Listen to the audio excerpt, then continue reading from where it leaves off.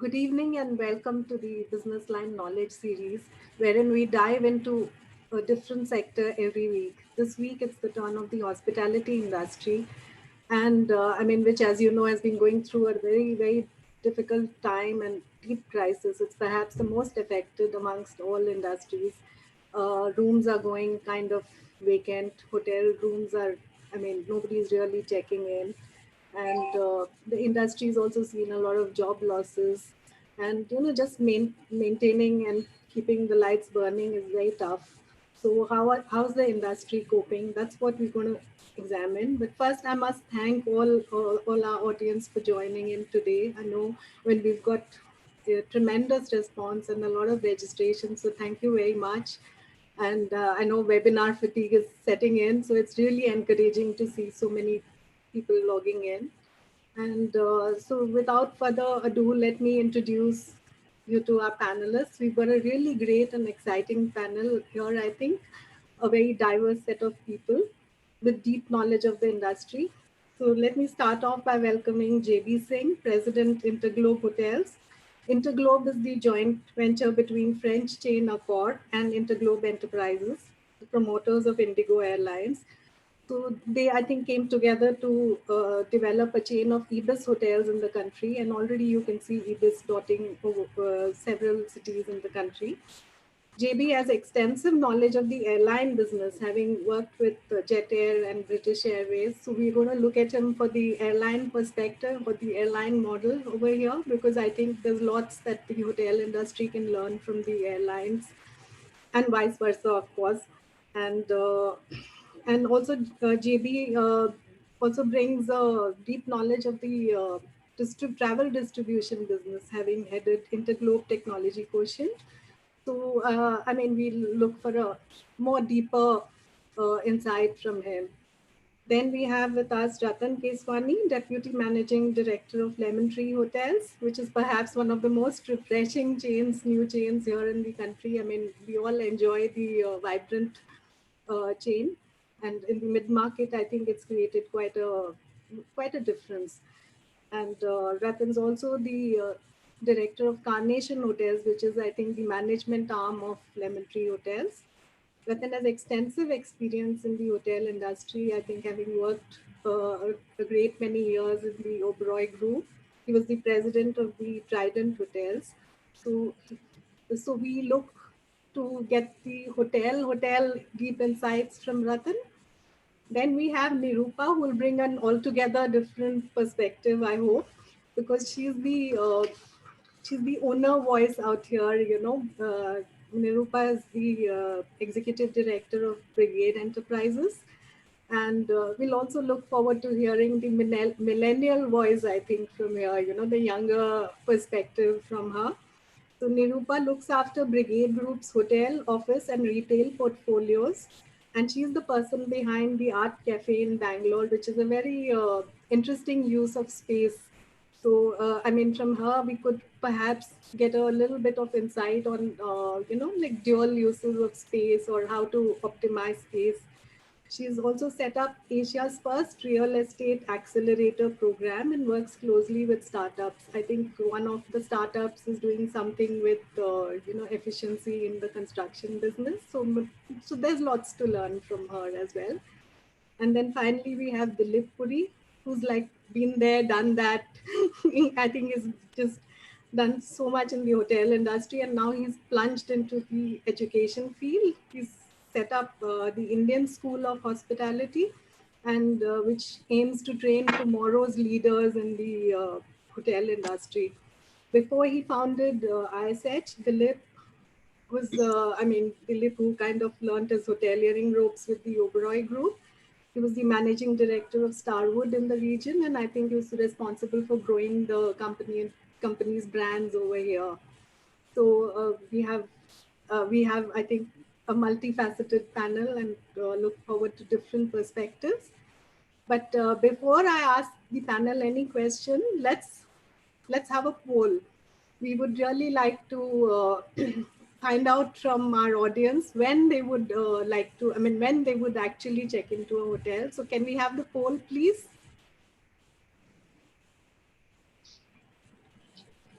So do answer this. I mean, this is something I think everybody. This is like the $1 million question. I think people want to know whether you'll travel this year or only next year, or you know.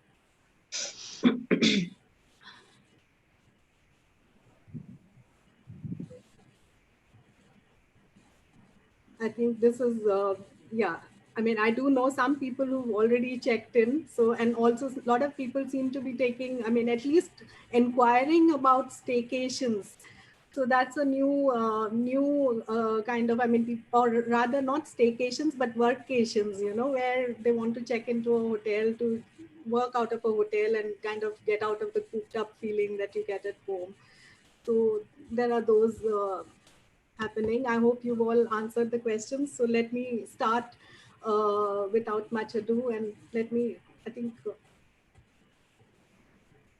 yeah, let me first ask Rathan.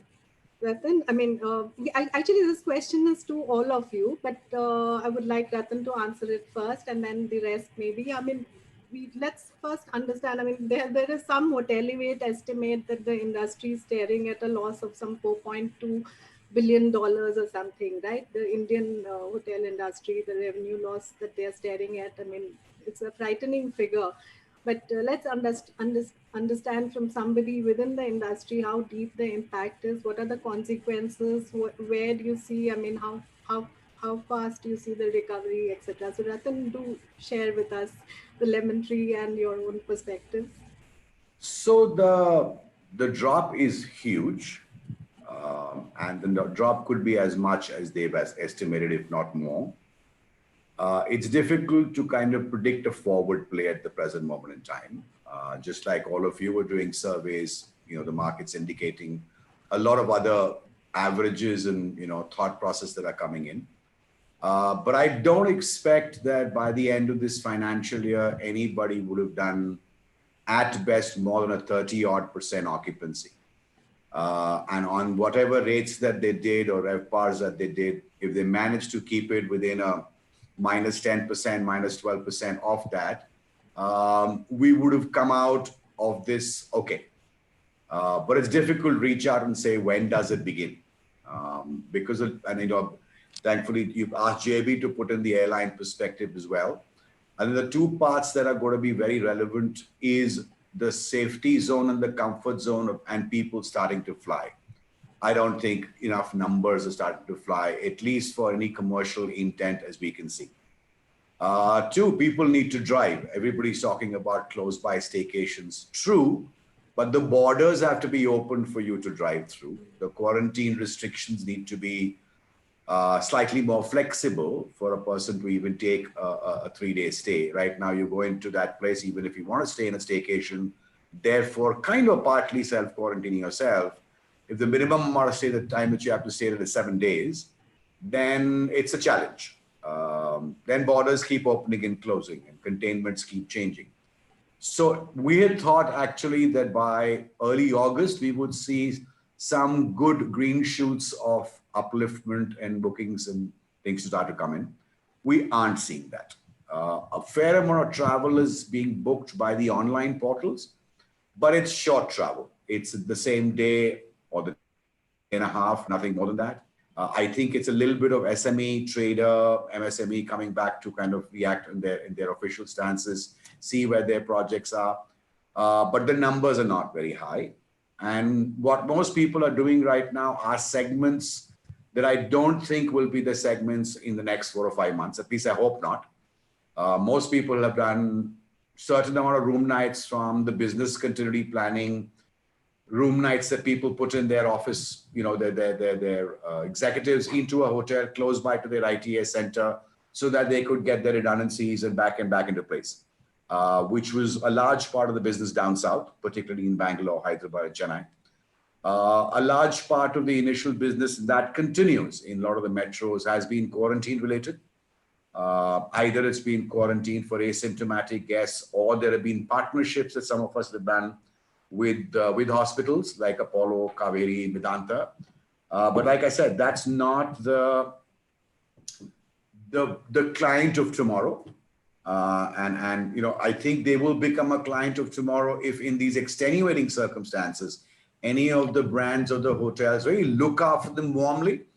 And in that, therefore, people respond to say, hey, despite everything, despite the quarantine, I think this is a good brand. These are good people. They looked after me, kept me safe, kept me happy. And to the certain extent that they could, they went out of their way to make me feel welcome and comfortable, which will make them tomorrow's customer from a different segment, but not in the segment that they fall in right now. Some little movements in wedding queries are coming in, but very small. Again, because of this confusion of 50 people or 30 people or whatever that people can host, while the politicians are throwing good weddings and good functions all over on grounds without social distancing. So yeah, because the natural movement of any segment hasn't really begun, it's very difficult to anticipate what tomorrow will be. But if just like Delhi's kind of plateaued, as one hears, that starts to happen the next couple of months, that gives me the belief that maybe 30 or 32% occupancy is what most hotel companies should do. I think the larger, worse affected will probably be luxury. And if their dependence has been foreign FITs and for foreign corporate travel or foreign leisure, then that will take a long time to come back. The movement will largely be domestic. But yeah, the numbers could be anything that anybody wants to put on paper. That's the challenge. Okay. JB, you want to take that? I mean, tell us the impact from your hotel side, also the Yeah, broader industry perspective. yeah. No, I think Rathan's captured it quite accurately. It's not very often that you face a crisis where demand and supply both get affected, and across all geographies across the world. So it's a very unique one, and the crisis is very deep. Uh, So there are two or three things. If one was to just sort of summarize, you have a deep crisis, you have uncertainty of revival, and the revival will be slow. So I think we all have to accept that that's broadly, where we are. And and if possibly one of the biggest immediate challenges that the country sort of the industry faces is around, customer behavior, customer sort of the mix of demand, the size of demand, and nobody has a handle on it. And Rathan's absolutely right. All the business that we are doing is all just so COVID related at the moment, hospitals, quarantine, and so on and so forth. And they are clearly not the customer of the future. Uh, that's one thing. I mean, other than that, of course, I think what we all have to sort of watch out for is as the revival comes and whatever that time frame is. I mean, uh, the best that I think one can do is sort of work out multiple scenarios. That's what we do. We look at multiple scenarios and take a check-in every couple of sort of days and see which scenario you're tracking from a demand perspective, from a cost perspective. That gives you some sort of a reasonable idea that if you continued on that curve, where would you end up? And then you start to plan accordingly. So you need to take a 6-month view, 12-month view, 18-month view, and sort of start to do that. But there are other things. It's only going to get deeper, and we have to be very, very careful how we manage our affairs. As we get out of this, we will have fractured balance sheets. There is a liquidity issue in the market. Of course, there are sort of rollovers and moratoriums coming. But they're all sort of bunching up now. It's kind of kicking the can down the road. The industry needs restructuring of debt. Otherwise, it'll start to face different kind of issues. So there's the customer side of it. There's the liquidity side of it. There's the investor side of it. So there's a whole sort of a, investor piece that sort of sits out there. And you've got large investments sitting. The industry owes almost 45,000 crores to banks right now. And that is going to sort of come up. It'll be called in the next 2 months. But some of the other things that will also happen, Chitra, is that whilst all this is looking a bit dark at the moment, there is also a new evolution of customer that's coming. It's a good time, I think, for the sort of the industry to introspect who's the new customer, what is the new paradigm we are getting into, and spend a lot of energy now, as much as trying to assimilate and understand demand, but try and imagine what the future is going to look like. And that's going to be even more critical, because when we get out of it, we must be efficient. And at least that's the way we look at our business. We need to be even more efficient when we get out of it than we were when we got into this problem. So yeah, that's where it is.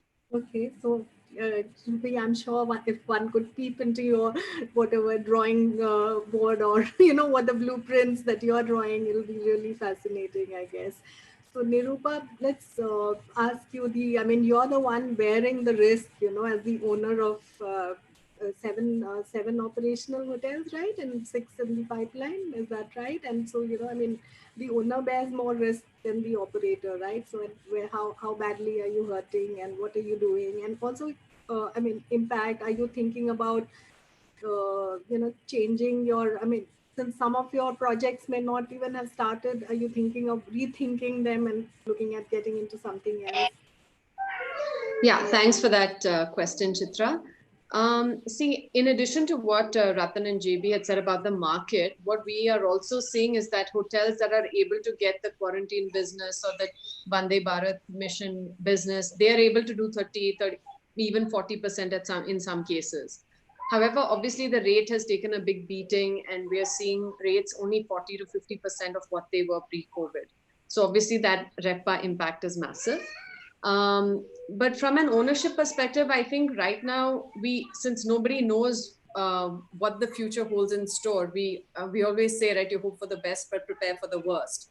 So we are prepared. We are trying to prepare for the next 2 years, or assuming that it'll take almost 18 to 24 months for the market to return to what it was. And because of that, there are obviously a lot of cost saving measures. We have to conserve capital at this point in time.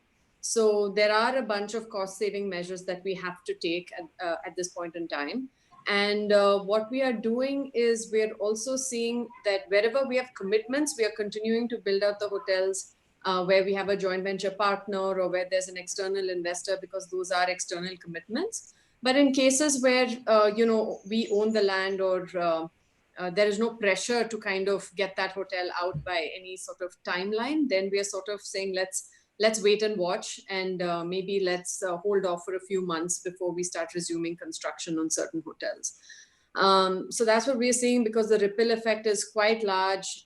MICE will obviously take a very long time to come back. F&B, there are ways to get more F&B revenue. So that is one revenue stream that we obviously will try to get the maximum out of. Room business, as the gentleman before me said, we are trying to get whatever business we can at this point in time, but that is interim business. It's not going to be your permanent long-term business.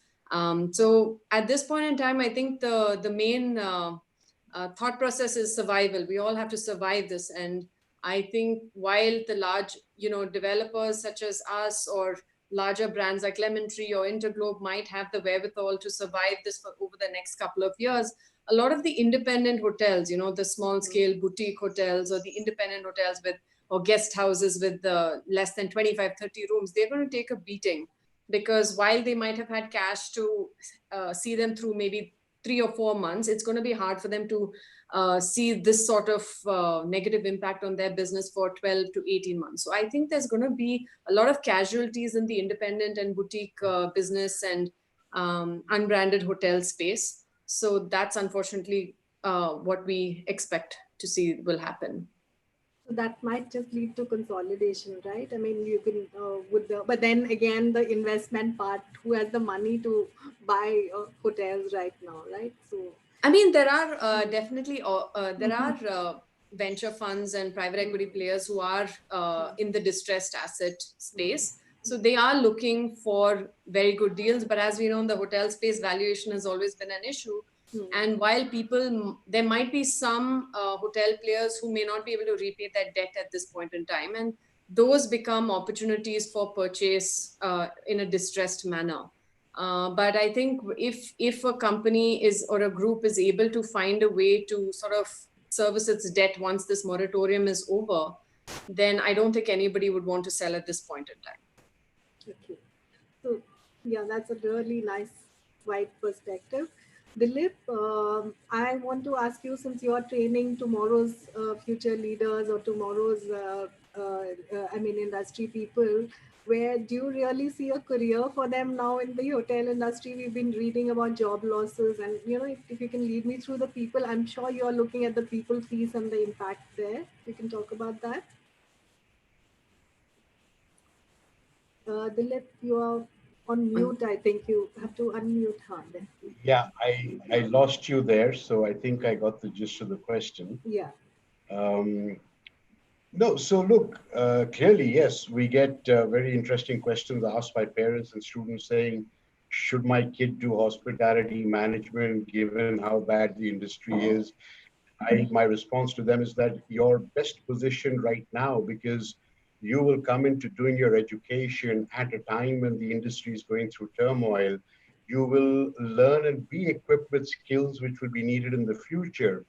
You're much better off than somebody who's in the industry today because they're losing jobs. But students starting or studying hospitality, unfortunately, my first batch doesn't graduate for another 2 years. So my advice to everybody is always that while the hospitality industry has always been the first to get hit by crises and the last to recover, but when they recover, they come back much stronger.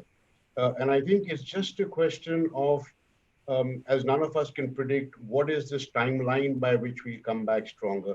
We'll come back stronger simply because of the wonderful things the industry is doing right now. I mean, things like finally right sizing their organizations. You heard them talk about controlling costs, making hotels more efficient. So when they do come out, they would be much, much more superior business enterprises than they were before. Yet it would require a very different mindset of the workforce. If a hotel is used to operating with 500 people and now in the new norm, it's right sized, even at peak occupancy, is going to be half that number, that workforce better be really equipped with the right skills for that job in the future. And I think therein lies the opportunity today, at least when it comes to students, but even when it comes to working people, all these companies are shedding jobs. And it's a LIFO concept, last in, first out. So a lot of people losing jobs are young workforce who may have come into the industry 1, 2, 3 years ago. They're the first ones to go. This is absolutely the time when you take a pause and you say, I'll reboot my career. I'll reskill myself. And also remember a very important thing. Many other service sectors have always been starved of hospitality talent.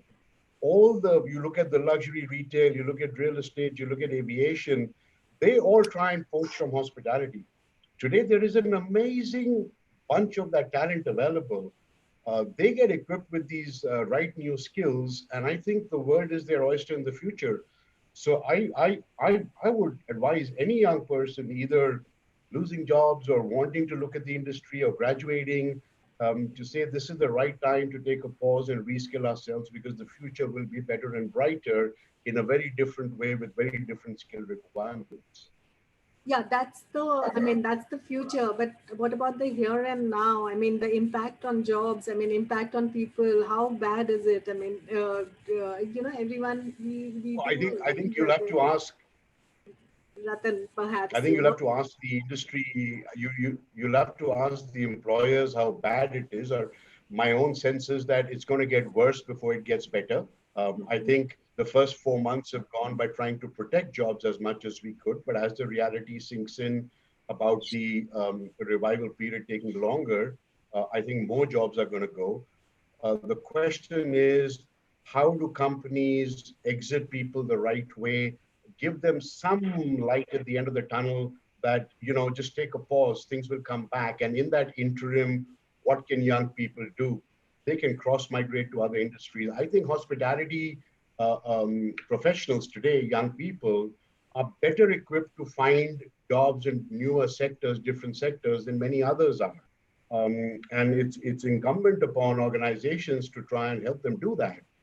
We, for example, are launching new postgraduate programs purely to equip these kind of people with newer skills so that a year later, when the job markets are open again and the industry is recovering, they've not lost time. They've used that time to reskill themselves for better jobs in the future, not necessarily in hotels and hospitality, but in so many more allied sectors, service sectors, newer businesses which will come. Sure. So yeah, the one point that in the initial discussion that I mean caught my attention was this whole thrust that Rathan was talking about 30% occupancy and 50% at best and things like that. So is this? I mean, the industry does depend a lot on occupancy. I mean, some hotels do have shifted it to food in that sense. 50% revenue from food, 50% from rooms and all that. But occupancy seems to be the key. Will that parameter change? I mean, JB, perhaps you can come in. Airlines have gotten ancillary revenues, right? I mean, can the hotel industry also look at other revenue sources rather than rooms and food? Yeah, Chitra, I'll answer this question in two parts. One is the whole immediate part, and on what we are doing right now is looking for the opportunistic business. So I think straight off, occupancies will remain. I mean, that's the core revenue that the industry has, whether it's the airline industry and therefore ourselves. So that will always remain fundamental. But I think to quickly sort of get over this, we are all looking at reviving or at least restarting. I mean, the hospitality industry hasn't looked at ancillary revenues, in a sort of a decisive manner. In the airline industry, it's almost $100 billion sort of revenue for the industry. Airlines like Ryanair, clock almost 26% of their revenues come from ancillary revenues. And the airline industry learned it from the pizza industry, from the coffee industry. And it's very simple, really. It's deconstructing your current model and then adding a charge to that. And I'm very, very confident that the industry will go through that process. They need to. There's especially in India. But I think there are other things that the industry needs to focus on. It's not just about occupancies. When we look at the industry in India, it's kind of overcapitalized to start with. Creating supply is a challenge, and the demand drivers do not exist. They're not enough demand drivers. At the best time, the industry collectively was averaging an ARR of something like 6,500 rupees across the country, which is sub $100. So clearly, there's a headroom for the industry to grow from $100 to the $200 kind of a market, and that's a massive headroom. So businesses will need to get remodeled. That has to happen because in the backdrop, you've got rapid urbanization going on. Delhi will become in the next 10 years the largest metropolis and will house 40 million people. All that is going to happen. The whole demographics are changing. And so businesses will have to be looked at, how brands look at the area programs and fit outs and reducing spaces and all the stuff that, Dilip has been talking about around manning and bringing the whole manning and efficiency down. The whole food business has changed, and all that will need to be looked at from the industry side. As the industry, we have to recognize this new customer, which is changing with the demographics, as you mentioned in the beginning. You have a whole new workforce that's moving in, who are going to be your customers, your employees, and your regulators, and so on. So that's a big change that's going on. And I think the big piece here, which I don't think we as an industry have addressed, is around policy and reform. Because whatever we may want to do, whatever magic wand we may want to wave around, in our boardrooms, the policy environment has to be equally agile. And all the policies around buildings, around taxation, around parking norms, and so on have to be revisited. They're very draconian. They're very, very heavy on natural resources in the country. We're building a hotel in Australia, and on 400 square meters of land, you can take it up to 200 rooms. Out here, you want to do 200 rooms, you probably need, in acres of land in prime district, and so on. I mean, that's just one example. Parking norms. We're building a hotel in Thane, 180, 90 roomer.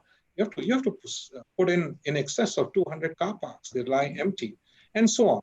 So I think it's occupancy is fundamental to the business. Ancillary revenues must come so so we can, sweat the asset we have. Existing hotels need to look at their models, all the overcapitalized ones, large area spaces, figure out what to do with it. So the business model and ancillary revenues will help us to a great extent. And very, very important is the whole policy climate. I think the industry needs to take that very, very seriously from an investment standpoint. So has the industry made any cohesive representation, sent a paper or something? I mean, what is going on? I mean, we've been just hearing it. And who will, I mean, after all, the government also, given the stress on the economy, who all will they bail out, right? I mean, at this point, it's each man to themselves, right? Yeah, but Chitra, I'm not really talking about fiscal policy. I'm talking about policy around laws that govern development of assets. Something like mixed use. I mean, if we today want to say, if today, let's say somebody in the industry says, let me repurpose my building and let me stick in, 100 offices in there will be an issue with the law. You can't do that. And if someone says, oh God, I think I've got just too many buildings because the whole business district has shifted, and you know what, I'm going to stick in some shops there and break the lower floors and make it a car showroom or this thing. There will be restrictions around law. So law needs to be agile. So I'm not really at this stage, when I talk policy, I'm really not talking about fiscal bailouts. I'm just talking about policy and reform that make deployment of capital efficient. It takes, before you build a hotel and by the time you open the hotel, it's about 18-month cycle to get approvals. An average size hotel will have an interest burn rate of 1 crore a month. So that's 20 crores, that can be bought down by half, for example, as an example. So it's not money out of anyone's pocket, just making things efficient on how you use land, how high you can go, and things like that. Sure. Rathan, you want to comment on that? I mean, you at Lemon Tree, you've experimented with some other things like long stay and others, right? I mean, anything that's helping you at this moment? So let me just, get back to what JB was correctly saying. The time for any fiscal help is gone, and I don't think it's going to happen. Where policy assistance or change is concerned, because there's so many lobbying bodies, a whole laundry list with the government. But some of us have sent a shorter laundry list, if I may call it a laundry list still, with exactly these priorities around time, around mixed use, which has gone out to certain people in the government just about a week ago. The unfortunate part is that because a lot of the things that we have to do are state-driven, a lot of these are duplications between central and state, and there is no one governmental system that works, because tourism on its own, as a ministry, has no teeth. It is far from being even a strong recommending body. So that's always been the issue. So yeah, I think that's where the answer for a long-term future lies for the next 50 years. But I think we've just about started the process all over again, as we continue to do every 3 or 4 years. But true alternative uses of space will need to be looked at. And I'll take it into 2 parts. Because Lemon Tree has been fairly area efficient since we began, at least in all the hotels that we own. So we did not have that kind of a problem that a lot of the other upscale and luxury hotels have, where we need to reorient that space. And we will continue to tighten up that business model instead of being flexible. Some of the managed hotels, because they've already built, they have those same quotient of challenges, but less so. So that hasn't stressed us out too much. But I think in the future design, and what we are hearing is episodic epidemic pandemics will keep happening in some kind of way. I think some parts of design around air conditioning, fresh air mixes, open area spaces, entry and exit, detailing for rescue, for exit, will need to be defined again and differently, which is not part of a hospitality piece. Today, a lot of the offices, for instance, are not occupiable or habitable anymore because the air conditioning systems can't conform to the guidelines that have been set up. And because they don't conform to some of these stringent guidelines, people are fearful of going to work. So I think that's where it'll be. I've been on certain conferences with people in the real estate, commercial pieces. A lot of people are talking about how nimbly can a hotel room be turned completely into a hospital bed or a hospital location, and how nimble can people be, because maybe that will be the requirement, that there could be some inventory that could be very quickly amended should there be a requirement. Some commercial real estate players are looking at the fact whether certain inventory that they've got of space, can they look at it for senior citizen homes? Because what they've all realized is that if the elder citizenry who've had to live on their own and then have kind of got blocked out, they have nowhere to go and therefore look after themselves, can they start to look at certain inventory be converted into something that some companies have begun, which is senior citizen facilities, with no balconies in Mumbai, and we used to all complain about it. I think we've all now realized the value of a small balcony, a larger one, because whoever had it has survived it better than others who don't, because they've just been in a like a prison cell for a home. So I think many changes will come. But what happens is, and my learning from many other issues that I've had to be part of, is that we all react, we all talk about a challenge, and when it goes away, we forget and go back to our old habits. Earthquakes happen, floods happen, terrorist attacks happen, we change our practices, we all talk about the world of tomorrow and how to package it differently. But hey, 2 years later, just having a baggage scanner is a big problem, but we forget about what the reason for that stuff is. But this time the pandemic has lasted. I'm hoping that whatever we do, it's the general impact to business, and therefore, what's your risk management strategy? What is your crisis strategy? We all write modules around crises, but they're sitting in the library somewhere. Your audio is kind of Sorry. Yeah. So if this is the world, is that better? Yeah, the audio we were losing you for a bit. If we are going to have some challenges, then we should carry through with these changes as an industry, as business, because that's what's going to help us. Sure. There are many alternatives, but we should not go back to the old normal, but actually change ourselves, right? That's what I would recommend. Yeah. So Nirupa, this is, since Rathan's prescriptions involve the construction and real estate, this is where you come in. Some of your you know about the changes, how can the construction industry bring in efficiencies, maybe, design space or even building material, etc. And some of your startups, I think, are in this space. So do tell me where you see the construction industry helping out. Okay. So I think mainly from the construction space, we dabbled a bit with, we did evaluate doing modular kind of construction as well. But I think from a hotel perspective, because of how complicated the asset is, we haven't really changed the way we construct, and we'll continue to do it in the similar way we've always been doing. We did try this factory. Prefab. Okay, the prefab, yeah, okay. We evaluated that. But, even while the proposition said, time might be, you might be able to build a hotel in half the time or 30% of the time, the cost of doing so was still almost 40% higher than the traditional method of construction. So didn't really make sense at that point in time. And also there's very little room for error. Sometimes when you construct a hotel, a lot of on-site decisions are made, which you cannot do in a prefab environment. But actually, what I would say is, more than looking at the entire construction process, there are smaller little technological advancements that we can look at to help save our costs.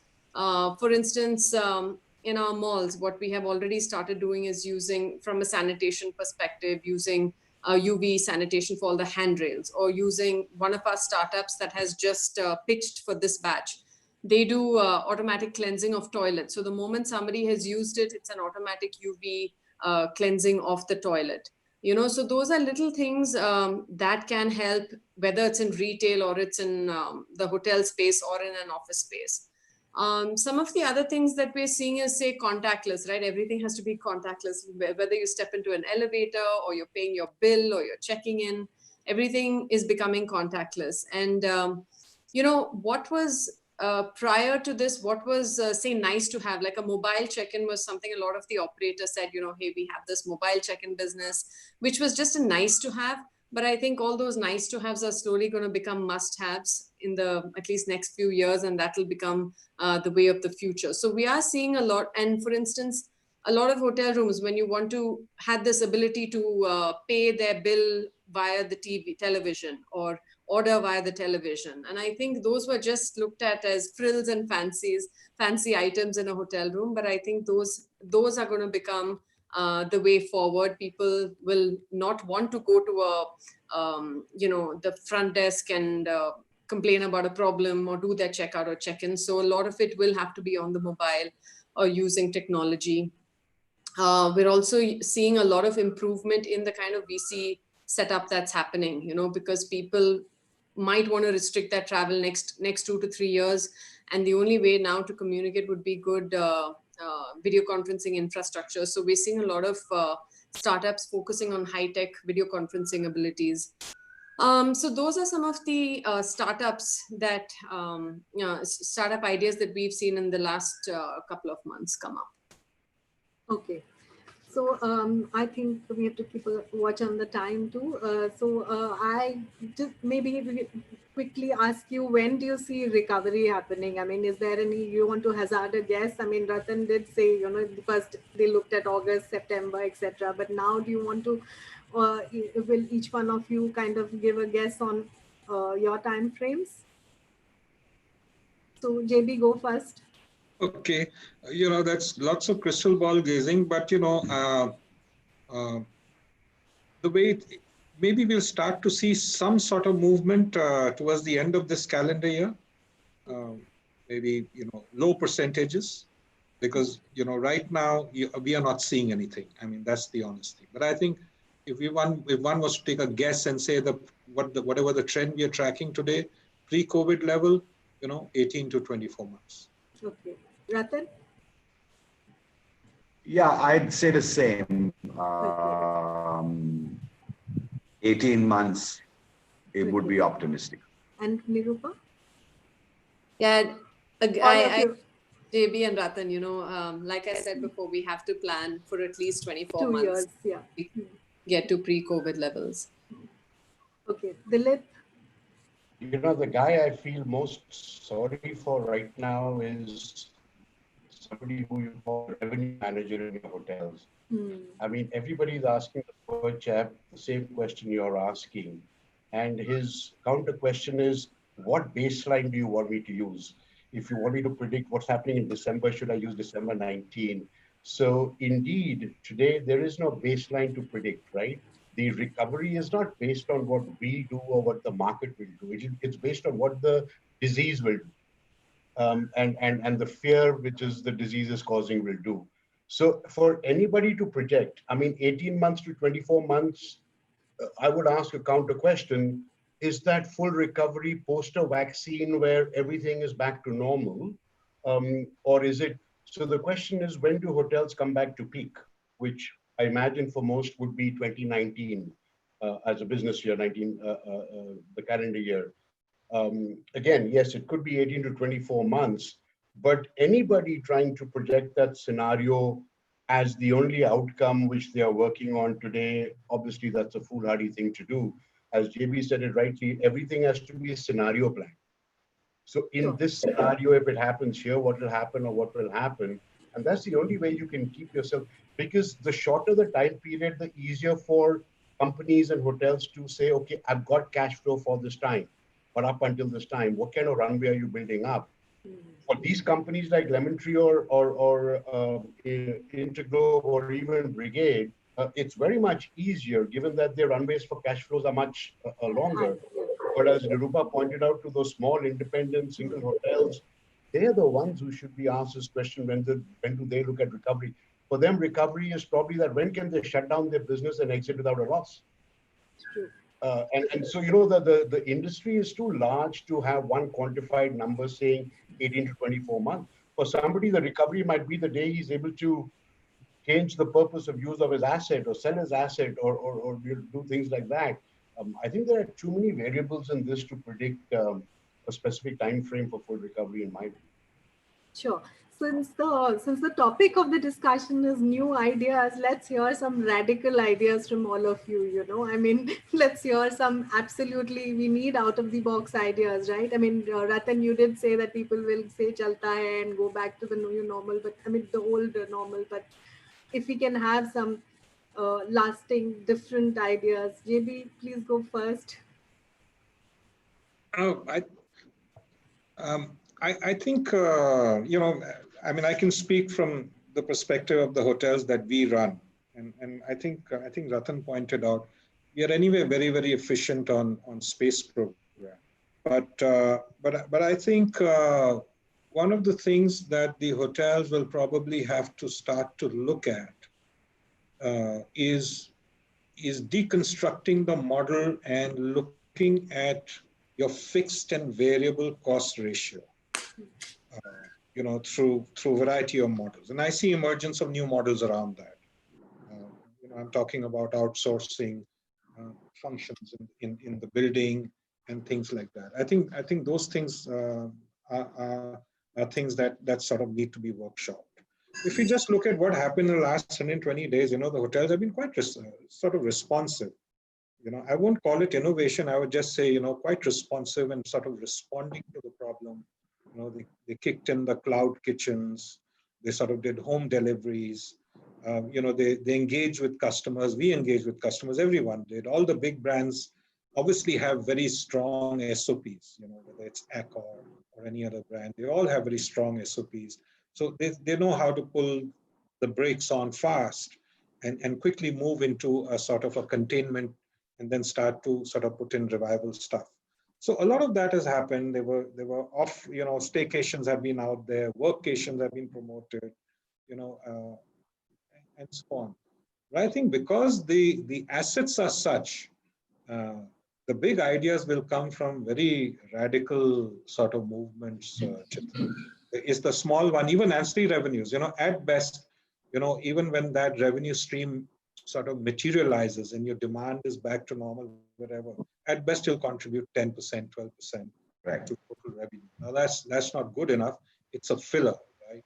So it'll have to be radical stuff, looking at the new, you know, sort of customers. I think a lot of the self-care thing is coming up, health with the new demographics. A lot of that stuff will kick in into hotels, you know, and so we'll see a lot of changes around how the new demographic behaves.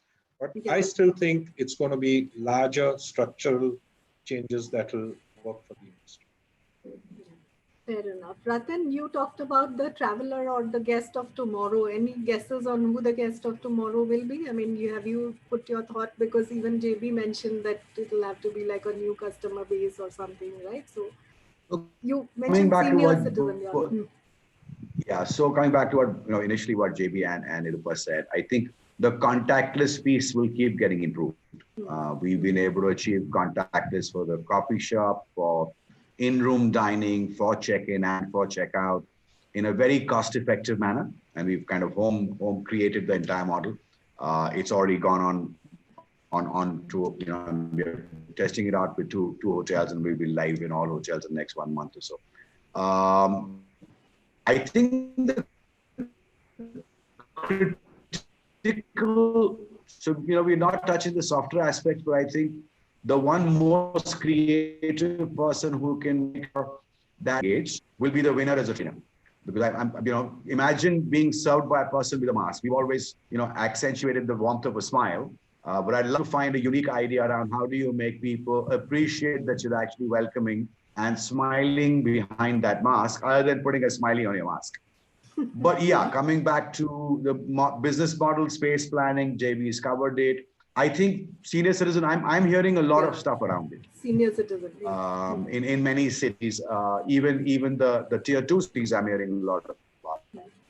Particularly where the senior citizens or, you know, the people at certain ages had family members who were abroad. or family members who are not in close by distance to them, and they had to go through that difficulty, and their families are looking at alternatives, which is, I think, how it will be. But if, again, like JB said, mixed use can come in with certain parts of the building being used for commercial office spaces, some parts easily convertible into alternative choices, rest of it working typically for hospitality, multiple exits, entries for safety, better, different air planning.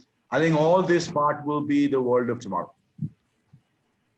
But the first thing, again, I would say, we've got to be able to find a way to encourage the people who are right now on furlough.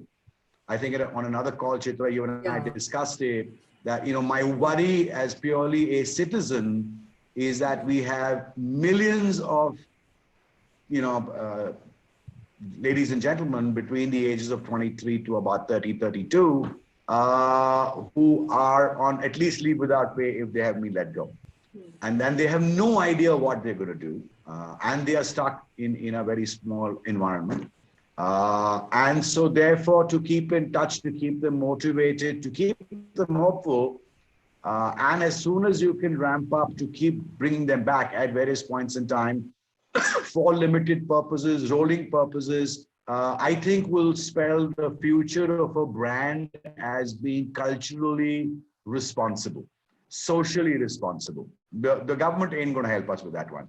But I think as an industry, we should put our heads together to say, how can we create a bit of an upsurge of positivity and help those people kind of bide this time, hopefully not for more than a year or so. I'm, again, being predictive, but that's the best I can do.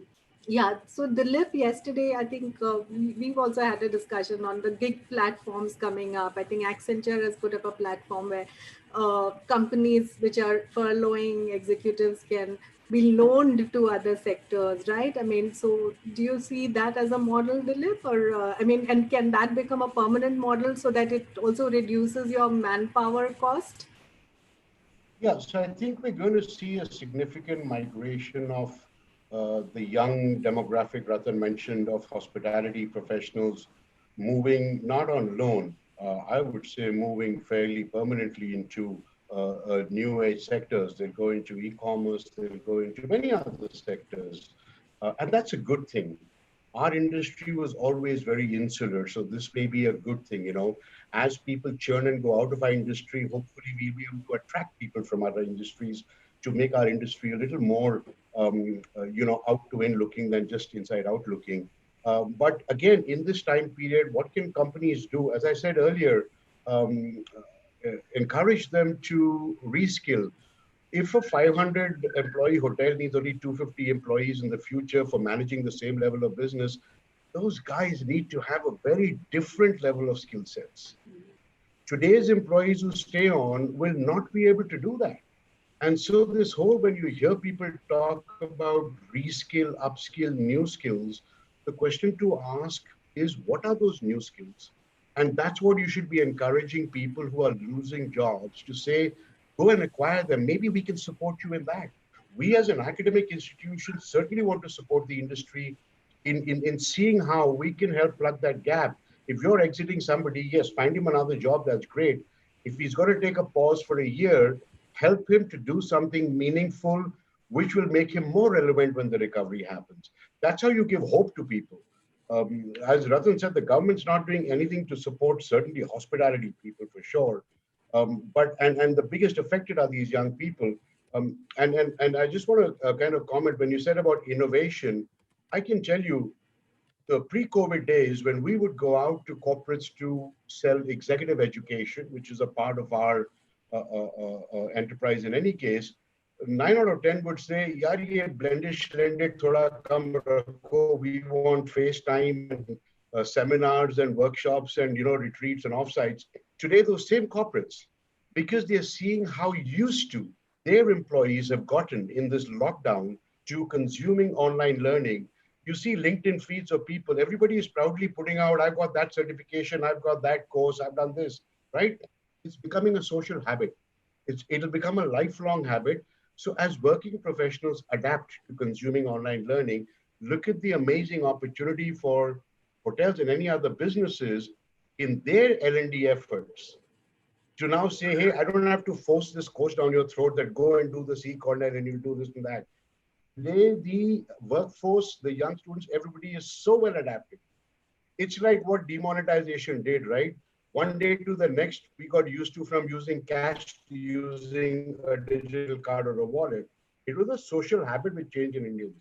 This consumption of online learning to all employees across companies, gig workers, young people, older people, that's going to be the big new innovation and how companies are going to be able to keep their employees refreshed, reskilled, upskilled all the time.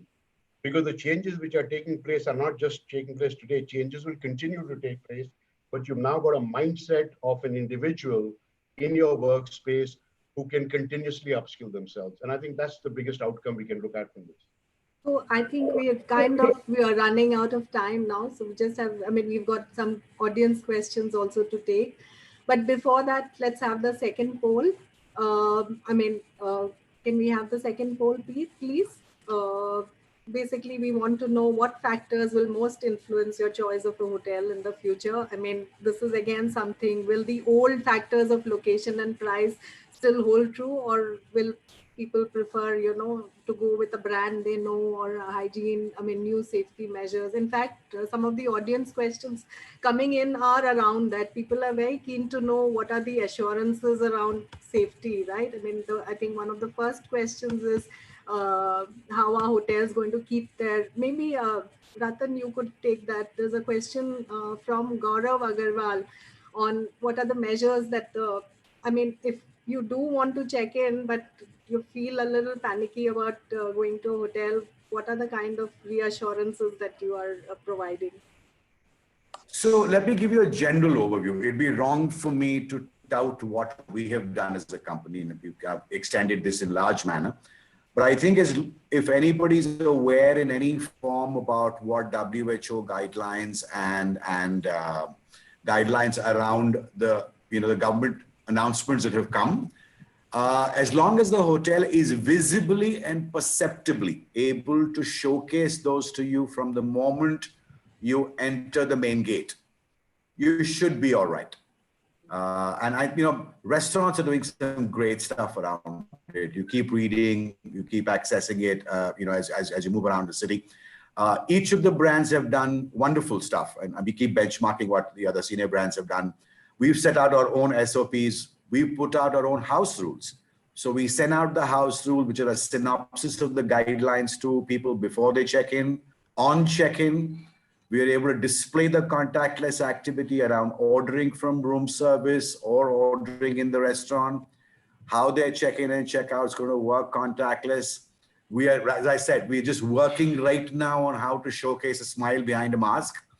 But our conduct will tell. If our own conduct as hospitality professionals on the ground showcases the continuity of what you're putting out in information, either on your net or on your letter or your welcome, it'll give confidence. And so I would recommend that, because a lot of the brands have put out what they're doing, before guests check in, they should have a look at what the hotel company or the brand is talking about, and then go sense it out, because that is the biggest necessity that will make people feel safe.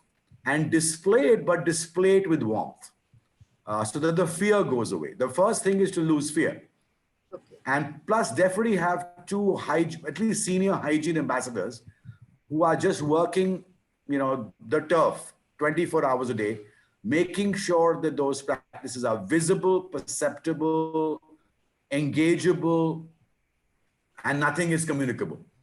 In fact, the poll results have come in, and we can see that 78% of the guests of tomorrow are choosing a hotel on the basis of hygiene and safety assurances. That's like, wow. And location has taken a beating, and right, I think price, good brand are all there. So that's something for the industry. Yeah. So I think, and I'm actually surprised also with what some of the the restaurant brands have put out. They've done some very good stuff in a very short span of time. So I think that's everybody's putting their best foot forward. It's whether we can sustain what we showcase initially will drive the customer towards that experience and then towards sustainable repeat visits to you. Okay, so there's a related question coming in, which is an interesting one, which is on, this is from Lal Tendu, who says, with the additional expenditure on disinfection and, hygiene, etc., and lower distancing driven mandated occupancy, your break-even costs would probably change, right? So what would be the break-even occupancy for a 3 or 4 star hotel? JB, you want to take that? I mean, yeah, you can't. This is a kind of pricing dilemma, right? At one level, you want to get the guest in, so you have to discount. At another level, you are incurring additional expenses. So Yeah, obviously, yeah, that's a kind of a question. The answer is a moving goalpost, right? yeah, But I think I just want to say one thing, or just adding on to what Rathan was saying, and it's interesting how the poll came out. Uh, all good brands anyway have significant investments that are made into the asset from a health and hygiene perspective.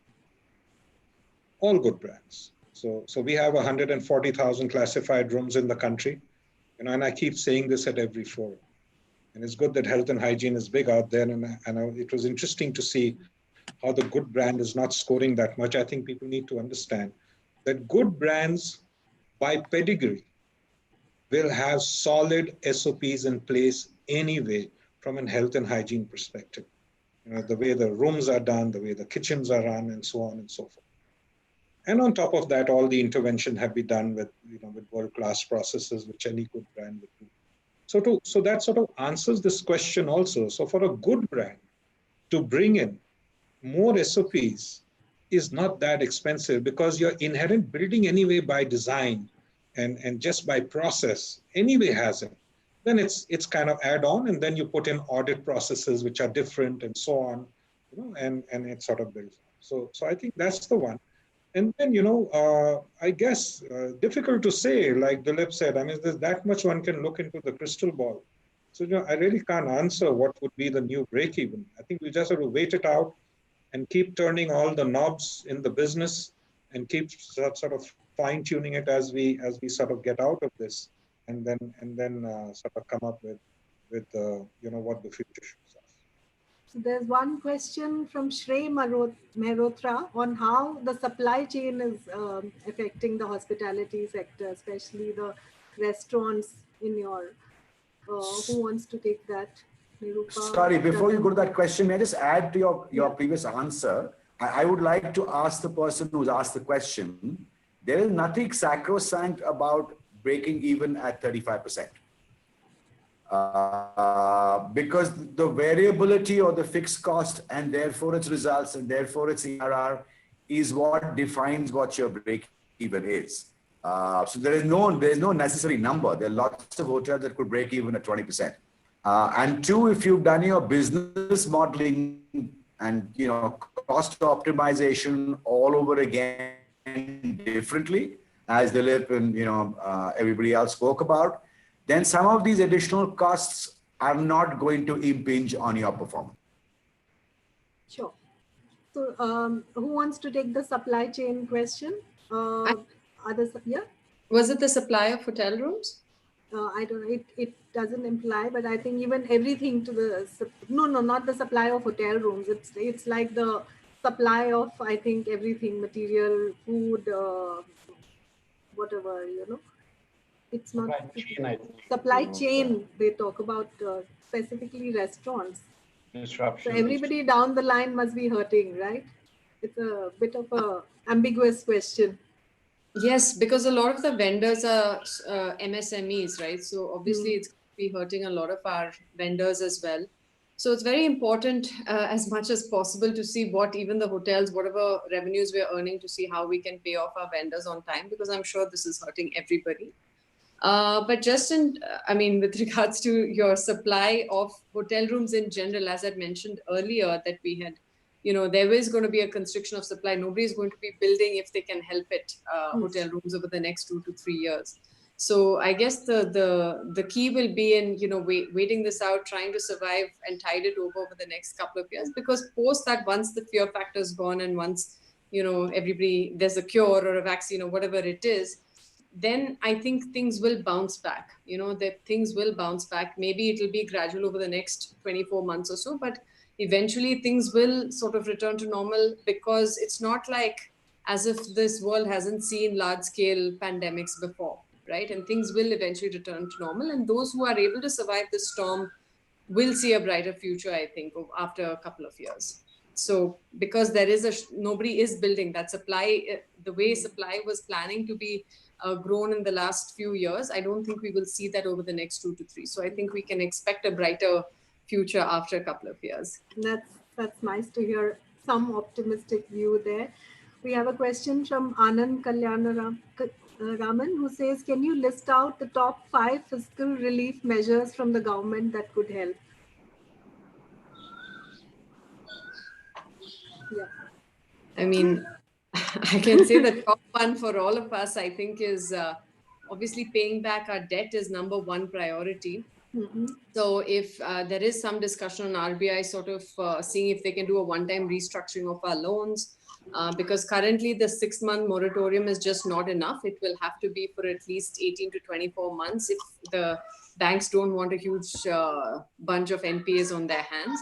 So I think the most important is seeing how we can restructure our loans at least deferring them for 18 to 24 months till there's some resurrection in the industry. I think that is our top priority. Of course, there are other things like seeing if we can pay our certain taxes later, whether it's property taxes, or seeing if the minimum demand on utility bills can be deferred or postponed or at least waived off. So those are some of the measures I think state government can also, one is RBI, of course, on the loans, but I think the state government does have the power to see if we can defer certain utility charges and property taxes, or reduce them or defer them or even waive them off. Okay. Okay, this was a question for, I think Dilip has actually answered this question. It's a very long one from Ashrit Mahesh, who says that he's a 23-year-old who has a bachelor's degree in finance and a postgraduate degree in hospitality management from a very reputed Swiss school.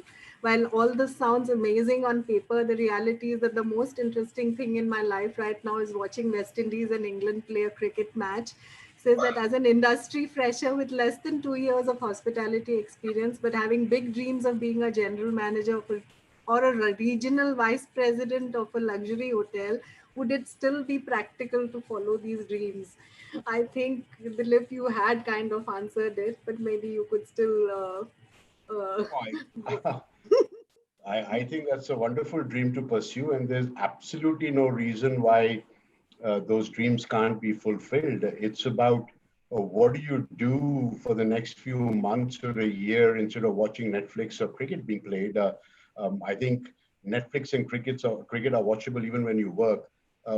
This is a kind of a individual who represents, as I think Rathan made the point about those 23 to 30-year-olds who are educated, who are full of so much of promise, enthusiasm to start their careers, and they've just suddenly come to a standstill.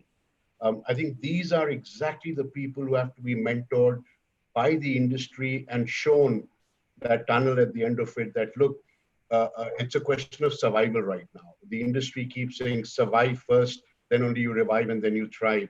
Even for a young person, when you say survival, okay, he's got a undergrad finance degree, he's got a postgrad qualification in hotels from a Swiss school. That's great education.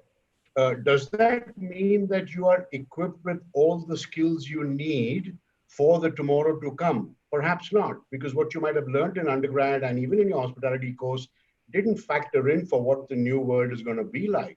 So as you are trolling through Netflix and cricket, equally go on to Coursera or go on to so many other education marketplaces, talk to us.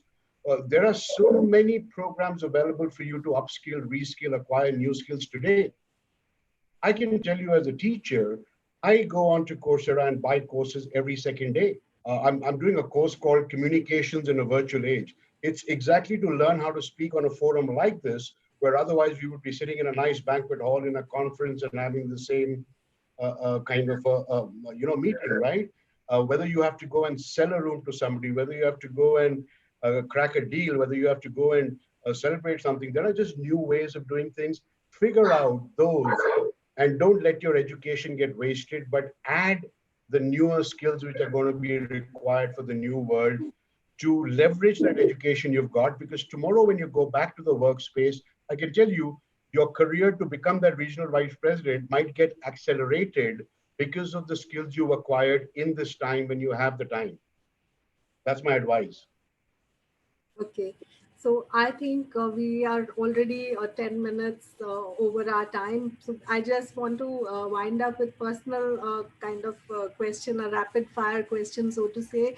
Personally, for each one of you, what has been the learning from the pandemic? I mean, this is a kind of time we've never seen before. So, JP, please go first for you. What has been the biggest learning or takeaway? Uh, yeah, Chitra. No, so I think, from an industry perspective, from a business perspective, and from a personal perspective, I think the biggest learning is, and this only reaffirms that, one has to be in a continuous state of transformation. I think Dilip alluded to that for the young boy who asked that question. And I think that just makes you more competitive. It makes you more sort of agile, and most importantly, for times like this, more resilient. Okay, Nirupa, you want to go? Because we've Yeah, got I think time to think. Yeah. yeah, I think the most important thing is, especially in a when calamity like this hits, is to not let panic set in, and probably to take one day at a time, and understand that as we all say, this too shall pass. So just find a way to survive and take one day at a time. Great. Yeah, you're quite optimistic, I saw from your responses. That's really a nice approach. I think Rathan? in business in India, you have to be optimistic only. So So Right. as you said, rapid fire, rapid answer, I'd said all of the above. No, that's not So allowed. That's cheating. So, so yeah.